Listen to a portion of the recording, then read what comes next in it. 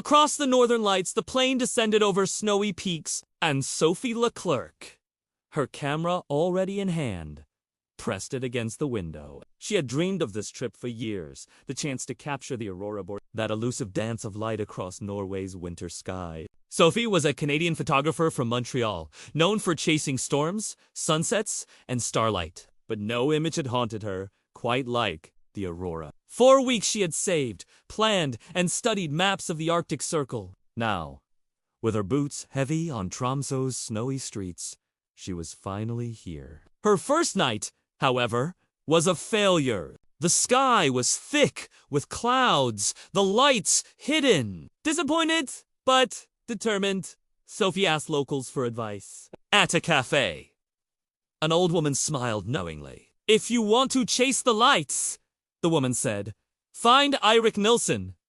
He's a reindeer herder. He knows the sky better than anyone." The next morning, Sophie drove north, the landscape opening into endless white tundra. She found Eirik near a cluster of Sami tents, tending to a small herd of reindeer. He was tall, broad-shouldered, with dark hair tucked beneath a wool cap and eyes the color of midnight. "I hear you know where to find the lights," Sophie said, trying not to sound too desperate. He studied her a moment, cautious, then nodded. "The aurora doesn't come for those who demand it. You must wait, follow, listen.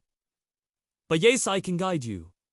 Sophie smiled. "Then let me follow." That night, bundled in furs and blankets, Sophie rode in Eirik's sleigh as the reindeer pulled them across frozen ground. The world was silent, but for the soft crunch of snow and the steady breath of animals above them.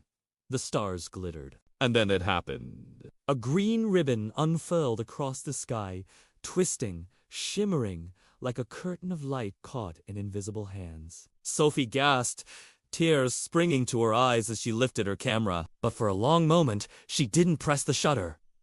She only stared. Beside her, Eirik whispered, "It said the lights are spirits, dancing to remind us of love that never fades." Sophie glanced at him, his face illuminated by the glow. And for the first time, she wondered if her journey to Norway was about more than photographs. The following nights, she returned. Sometimes the lights appeared, sometimes they didn't. But always, Eirik was there teaching her how to read the sky, telling her stories of his ancestors, laughing at her clumsy attempts to drive a sleigh. "Your city hands aren't meant for reindeer," he teased as she fumbled with the reins. "And your quiet tundra isn't meant for someone who talks too much," she shot back, grinning. Their banter warmed the cold nights. Slowly, Sophie began to notice things beyond the Skeathaway. Eirik's smile softened when he spoke of his late father, how gently he treated his animals, how solitude clung to him like frost. One evening, clouds covered the stars, and instead of chasing lights, they sat by his campfire. Sophie asked, "Do you ever wish for something more than this?" Eirik was silent for a long time, then said, "Once. I thought about leaving, seeing the world. But this land holds me. It is my duty, my heart." "And what about love?" she asked softly. He met her eyes, and something unspoken flickered there. "Perhaps love will find me here, too." The fire cracked. Neither spoke again, but the silence between them was no longer empty. As days passed, Sophie's photographs grew more beautiful, but so did her feelings for Eirik. She caught herself lingering on the curve of his jaw against moonlight, the strength of his hands, the gentleness in his voice. And he, though quiet, began to open. He told her of his mother's lullabies, of losing his father to the cold one winter, of nights he lay awake, watching the sky and waiting for a reason to hope.